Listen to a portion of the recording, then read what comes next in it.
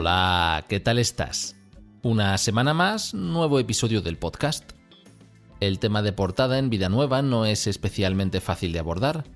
Y es que el 13 de mayo de 2024 un grupo de monjas clarisas se separó de la Iglesia Católica y se esforzó por dar la mayor difusión mediática posible a su gesto de rebeldía. Desde ese momento en adelante, como ya sabes, se abrió un proceso para determinar quién debía administrar los bienes e inmuebles.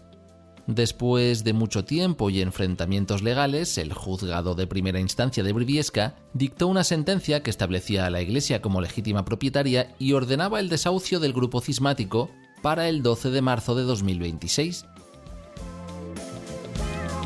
Antes de que llegara ese día, no fueron pocas las personas que habían imaginado una escena dramatizada más allá de lo estrictamente necesario, con monjas siendo expulsadas por la fuerza frente a las cámaras de los medios, o con una resistencia coreografiada al milímetro con la soltura de quien tiene la costumbre de airear sus dificultades en redes sociales.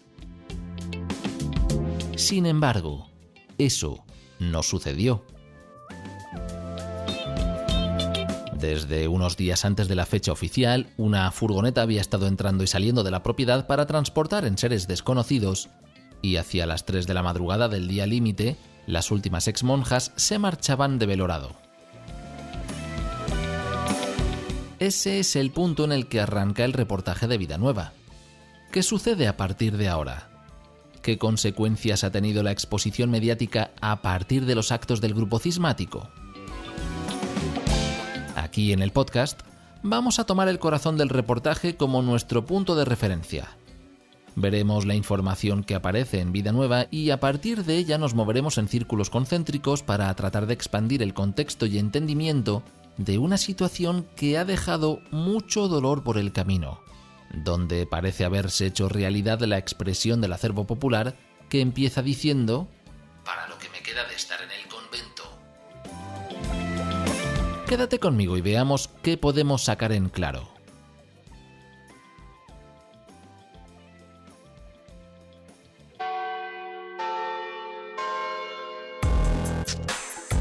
El podcast de Vida Nueva.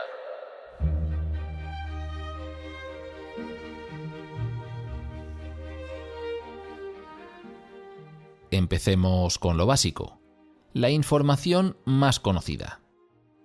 El día fijado para el desahucio, hacia las 9:30 de la mañana, acudía al monasterio de Belorado un grupo formado por el equipo del comisario pontificio Mario Iceta, la comisión judicial y la Guardia Civil. Se produjo la entrega de llaves y enseguida se procedió a cambiar la cerradura.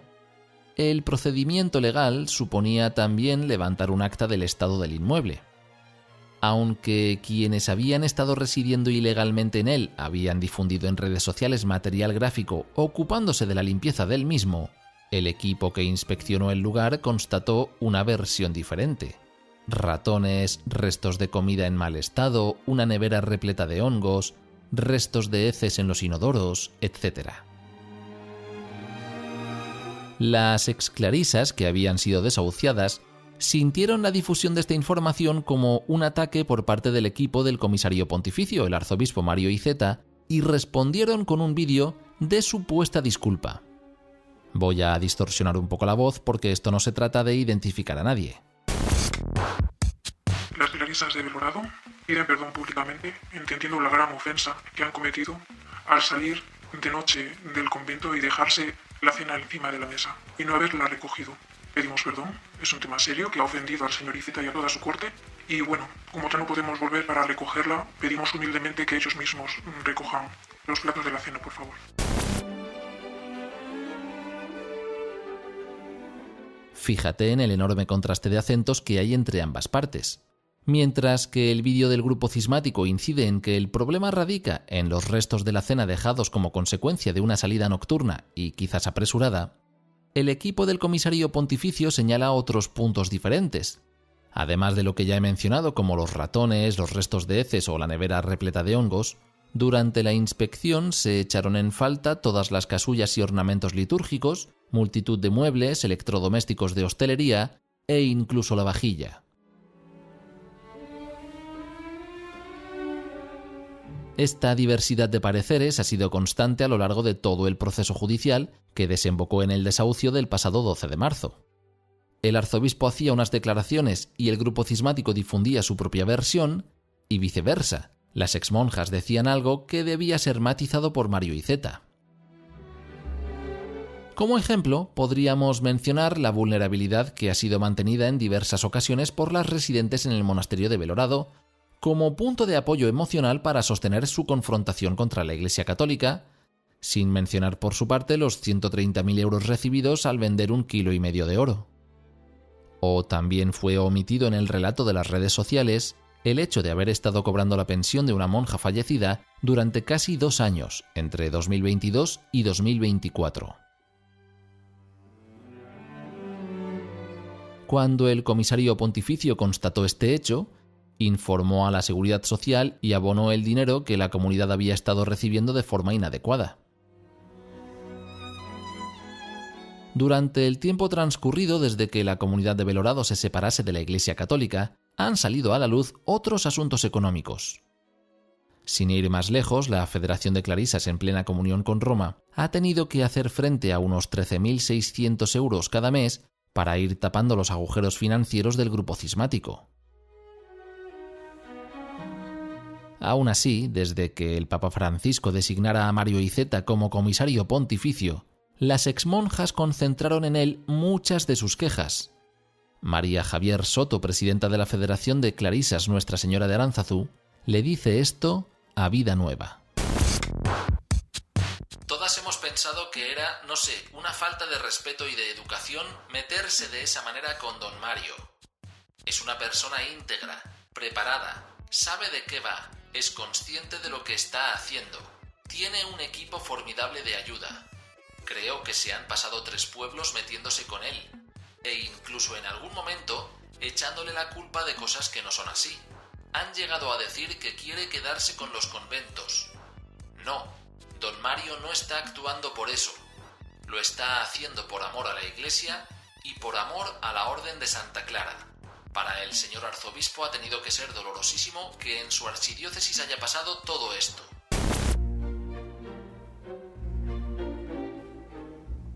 La deficiente situación económica que ha ido saliendo a la luz desde la separación del grupo cismático contrasta con esto otro que podemos leer en el Código de Derecho Canónico. Concretamente, en el Canon 639 del capítulo 2 del título 2 de la sección primera de la parte tercera del libro 2. Cuiden los superiores religiosos de no permitir que se contraigan deudas, a no ser que conste con certeza que con las rentas habituales se podrá pagar el interés y devolver el capital por legítima amortización dentro de un período de tiempo no demasiado largo. Un resumen simplista y básico vendría a decir que la persona al frente de un grupo de religiosos o religiosas no debe asumir deudas que no puedan ser subsanadas en poco tiempo. La historia económica asociada a la ex superiora de Belorado parece no obstante arrojar una información en dirección contraria. Tal como informa Vida Nueva, como consecuencia del emprendimiento empresarial y de algunas decisiones con resultado negativo, la comunidad terminó en quiebra económica. Cuando se trató de realizar una compraventa de los conventos de Derio y Orduña, la Federación de Clarisas lanzó una alerta y el Vaticano impidió la operación. Ese es el momento en que la entonces abadesa, Laura García de Viedma, impulsó definitivamente la separación con respecto a Roma, proporcionando argumentos sobre un pretendido retorno a la tradición. Sor María Amparo, una clarisa que se negó a dar la espalda a la sede de Pedro, tuvo que abandonar el convento. En su momento, esta religiosa declaró que la decisión había sido planeada únicamente por la abadesa y su entorno. Fue un cambio en la deriva comunitaria tan repentino que de hecho sorprendió a toda la Federación de Clarisas. Su presidenta le dice lo siguiente a Vida Nueva. Al principio lo vivimos con sorpresa. Nos dejó a todas diciendo, pero bueno, ¿qué está pasando? ¿En qué están pensando? Pero luego Según ha ido pasando el tiempo y se han ido sucediendo los acontecimientos, hemos visto que la cosa era muy grave y lo estamos viviendo con dolor y acompañándolas en todo momento con la oración, porque ha sido una comunidad muy querida y muy conocida, con vocaciones y un futuro prometedor. Es todo tan extraño que una comunidad de clarisas abandone la iglesia cayendo en excomunión por cisma. Es tan doloroso para todos. Doloroso para la Federación de Clarisas, doloroso para el obispo, doloroso para la propia comunidad cismática, doloroso para las religiosas mayores que han tenido que vivir este proceso desde el desamparo al que estaban siendo sometidas, doloroso para la Iglesia Universal por ser fuente de un escándalo tóxico. Sigue diciendo lo siguiente María Javier Soto a Vida Nueva. Nuestra vida es más de silencio, más de recogimiento y oración. No hemos entendido por qué tenían que estar todos los días saliendo en los medios. Pero bueno, ha sido cosa de ellas. Creerían que les iba a ser beneficioso, pero lo hemos vivido con dolor y estando con ellas desde la oración.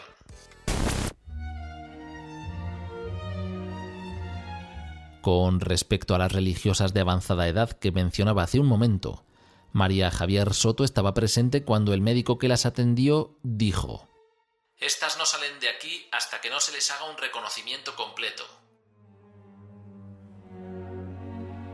Fue precisamente este reconocimiento el que sacó a la luz el abandono que habían sufrido estas mujeres mayores después de toda una vida entregada al trabajo en el convento y a la oración. Ahora, ya distribuidas en varias comunidades, salvo la hermana que falleció, son tratadas de un modo más acorde a sus necesidades. Con esto llegamos al final de la primera parte. Hacemos una pausa y enseguida seguimos con este tema, pero desde otra óptica. No te vayas todavía porque aún tenemos que seguir estirando del hilo de la información para ver si existe algún dato que ilumine el conjunto, sin caer en el morbo de una situación que, como estás escuchando y probablemente ya sabías, ha traído consigo un gran dolor.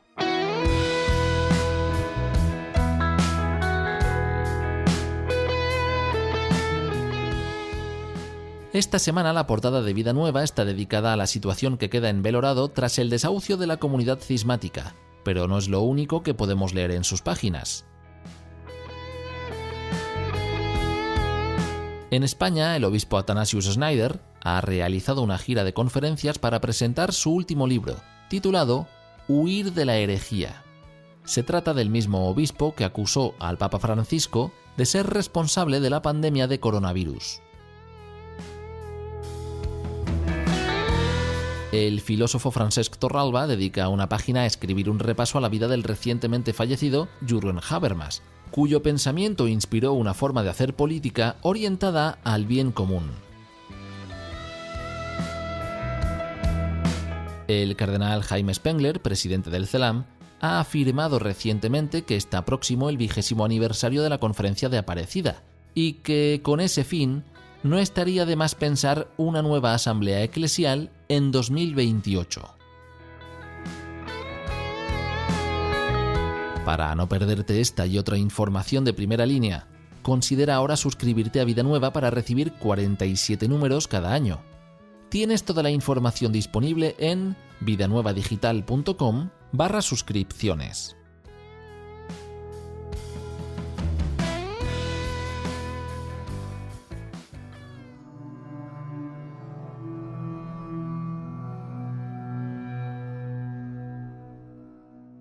Vamos con la segunda parte.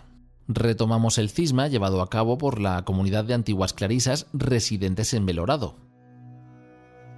Uno de los primeros intentos de estudiar el modo en que los cismas se producen lo puso en práctica Richard Niebuhr hacia 1929. Niebuhr afirmaba que los cismas aparecen para satisfacer las necesidades de las masas de gente pobre y que, con el tiempo, esos grupos pasan a ser controlados por clases privilegiadas, alejándose de nuevo de las necesidades del, entre comillas, pueblo llano, generando así la necesidad de un nuevo cisma. Por supuesto, este primer punto de vista enseguida necesitó de nuevas aproximaciones al comprobarse que no todos los cismas a lo largo de la historia han tenido que ver con la posición social. Los sociólogos Roger Fink y Christopher Scheitel han abordado el estudio de los cismas desde la óptica del divorcio. Estos autores dicen lo siguiente: el drama y la agitación de un divorcio son interpretados habitualmente como la fuente principal de la desaparición del matrimonio. Esta interpretación puede ser acertada en algunos casos, pero es un error para la mayoría. Muchos sociólogos podrían afirmar que las relaciones normalmente terminan por razones que poco tienen que ver con las dinámicas personales entre los miembros de la pareja. Las mismas emociones alteradas y drama pueden detectarse en los cismas. Los argumentos sobre teología, liderazgo y hechos concretos pueden encontrar paralelismos en los argumentos entre dos individuos sobre negligir en el matrimonio o infidelidad. Tal como se ha indicado en la separación entre individuos, debemos tener cautela para no dejar que el drama manifiesto de un cisma nos distraiga de las causas subyacentes. En lugar de mirar los fenómenos superficiales que ocurren durante los cismas, debemos examinar los contextos sociales y organizativos más profundos que desembocaron en el cisma.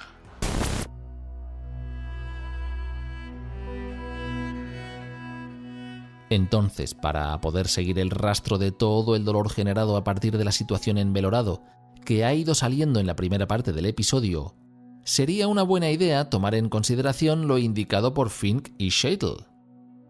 El drama y las emociones alteradas durante el proceso del cisma no tienen necesariamente que ser las causas del mismo. Laura García de Viedma, también llamada Sor Isabel, la exabadesa de Belorado, se formó en el convento que las clarisas tenían en Lerma, donde convivió con Verónica Berzosa. Cuando esta última se escindió de las clarisas para fundar el Instituto Femenino Jesu Comunio y se le concedió ese mismo monasterio, García de Viedma decidió permanecer como clarisa junto a otras dos monjas que no quisieron formar parte del nuevo instituto religioso y, por tanto, tuvieron que marcharse del convento. Una fuente le dice lo siguiente a Vida Nueva: es ahí cuando Sor Isabel se reivindica como líder. Frente a la nueva congregación, ella busca reafirmarse como una clarisa auténtica, de verdad, pero confunde la esencia de los valores de Santa Clara con volver a la época de Santa Clara.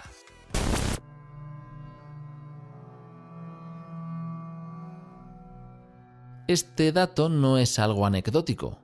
Un determinado carisma se manifiesta en el monasterio de Lerma y la Iglesia aprueba la fundación del instituto religioso como escisión de las clarisas.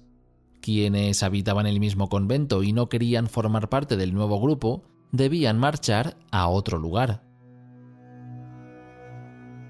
Ahora, año 2024. Laura García de Viedma, siendo abadesa, se dirige a la comunidad de Belorado para informar que abandonan la Iglesia Católica y forman un nuevo grupo, en este caso cismático. Quien no quiere formar parte del cisma ha de salir del monasterio. No sé qué opinas tú, pero desde mi punto de vista existe cierto paralelismo entre ambas situaciones. Ahora no dejemos fuera de contexto este otro dato. En las Constituciones Generales de la Orden de Santa Clara, en su artículo número 234, se indica lo siguiente: la abadesa es elegida por un período de 3 años, tras el cual puede ser reelegida para un segundo período de 3 años. Para un tercer y cuarto mandato consecutivo de 3 años, se podrá realizar una postulación, siempre que reciba 2/3 de los votos. La postulación deberá ser transmitida a la Santa Sede en un plazo de 8 días para su confirmación.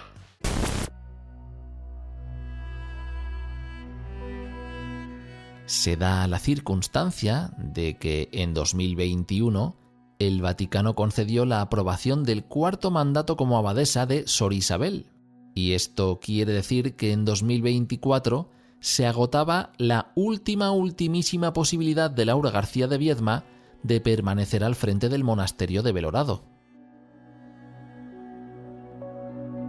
Y ahora, antes de continuar con este flujo de datos que se entrecruzan, déjame contarte una historia de algo que sucedió en la vida real, pero a bastantes kilómetros de donde me encuentro.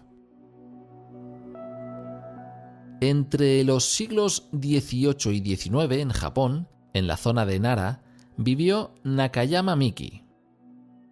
Tras haber perdido a 2 hijas por enfermedad, cuando su hijo se hirió en el pie, llamaron a una especie de místico de las montañas. La madre del muchacho herido, Nakayama Miki, actuó como ayudante del místico y durante lo que ellos consideraban la curación, la mujer cayó en trance diciendo que había sido poseída por un dios a quien después llamó Tsukiji. Con el paso del tiempo, en esa zona se desarrolló una fe basada en los milagros que decían que podía hacer Nakayama Miki y en la creencia del dios Tsukiji, también llamado Oyagami. Esta religión sigue existiendo a día de hoy y se llama Tenrikyo. Tienen una especie de monumento hexagonal llamado Kanrodai que es muy importante en esta religión porque está vinculado al lugar donde ese dios Oyagami habría creado a la humanidad, que coincide geográficamente con la casa de Nakayama Miki y que actualmente es donde se encuentra la sede central de esa religión. Esa es la primera parte de la historia. Segunda parte. Onishi Aijiro, de la familia Kishioka, se convirtió a esa religión llamada Tenrikyo.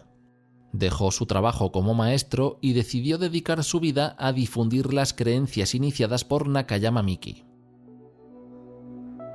En 1913, después de un tiempo sin mucho éxito propagando su religión, se encerró en casa durante 6 meses, muy apesadumbrado. El 15 de agosto de ese año, sin embargo, todo cambió de forma repentina cuando recibió una supuesta inspiración divina indicándole que él era el Kanrodai viviente, es decir, algo así como el auténtico líder de toda su religión. Y ahora viene la tercera y última parte de la historia. En las revelaciones iniciales supuestamente recibidas por Nakayama Miki, se le indicó que ésta viviría 115 años. Pero resulta que falleció antes de eso, y por lo tanto es como si a la religión le hubieran faltado unos cuantos años de liderazgo. Así que este hombre consideró que Dios le había elegido a él para rellenar ese hueco y para estar al frente de la religión Tenrikyo. Cuando comunicó todo esto a los dirigentes principales, le relevaron de sus funciones y lo excomulgaron. Pero él no cedió en su empeño y fundó otro grupo religioso llamado Tenriken Kyukai. Aquí viene la parte interesante. Su intención no era formar un grupo independiente, sino que tanto él como sus seguidores se autopercibían como parte de la religión Tenrikyo bajo el convencimiento de estar interpretando correctamente la revelación supuestamente dada a Nakayama Miki. Fin de la historia.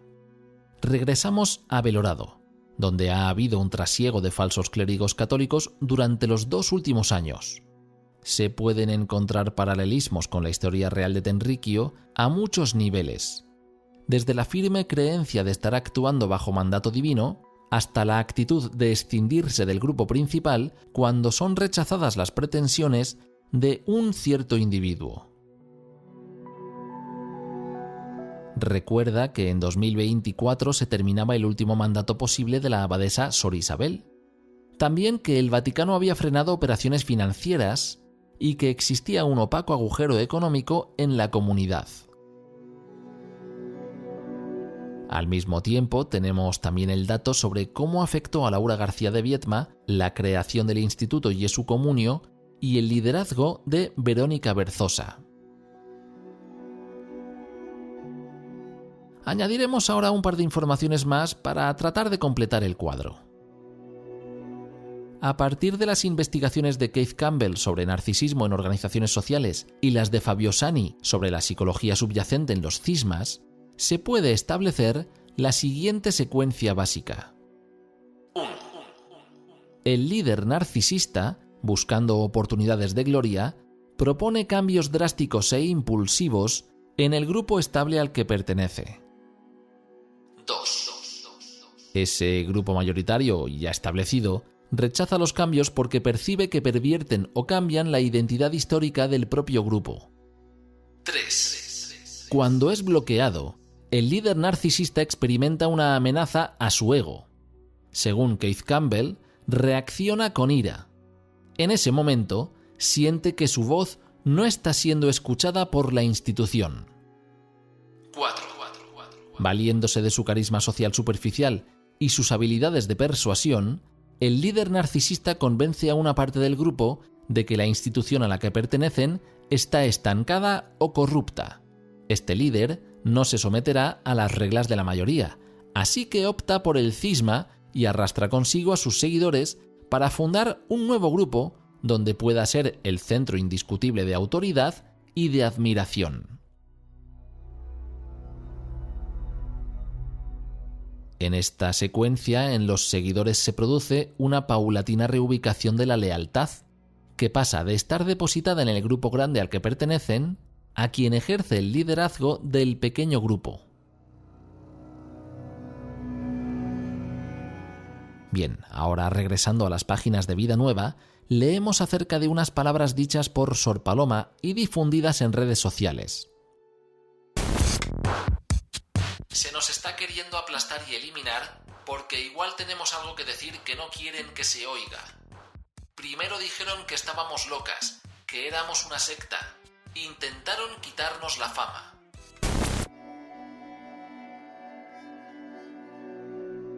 El filósofo Erich Fromm escribió lo siguiente en Anatomía de la destructividad humana. Aquellos cuyo narcisismo está relacionado con su grupo y no consigo mismos, en tanto que individuos, son tan sensibles como el narcisista individual y reaccionan furiosamente ante cualquier cosa que vulnere real o imaginariamente a su grupo. La imagen narcisista del grupo propio se eleva a su punto más alto y la devaluación del grupo contrario baja hasta el fondo. El grupo propio se convierte en defensor de la dignidad humana, la decencia, la moralidad y el derecho. Al otro grupo se le atribuyen cualidades diabólicas. Es traidor, despiadado, cruel y fundamentalmente inhumano. La violación de uno de los símbolos del grupo provoca una reacción de furia y agresión tan intensas que incluso la gente está dispuesta a seguir a sus dirigentes en una política guerrera.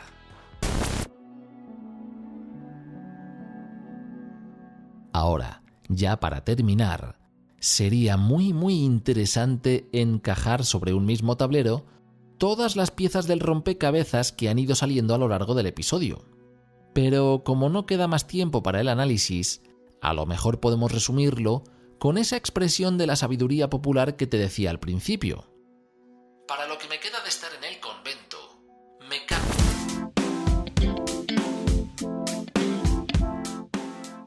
Esta semana han pasado muchas cosas en la Iglesia y en el mundo, y nos hemos podido enterar de ellas en el sitio digital de Vida Nueva. Una investigación conjunta llevada a cabo por medios de comunicación de varios países ha dejado al descubierto un sistema de encubrimientos de abusos en el Vaticano sistematizado. El Papa León XIV ha convocado para octubre de 2026 a todos los presidentes de las conferencias episcopales del mundo para reflexionar sobre la familia a propósito del 10º aniversario de Amoris Laetitia. Estas y muchas otras noticias las tienes disponibles en vidanuevadigital.com.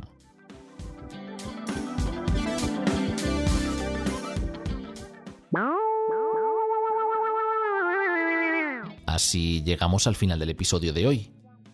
Tal como te indiqué, nos hemos quedado en los aledaños de la portada de Vida Nueva y a partir de ella hemos recorrido algunos caminos paralelos y transversales para tener una perspectiva amplia de una situación compleja que ha dejado muchas heridas abiertas.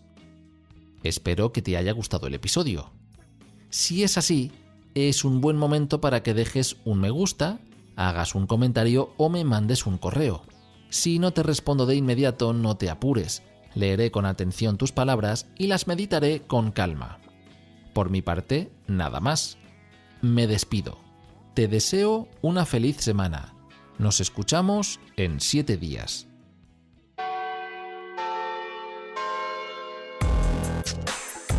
El podcast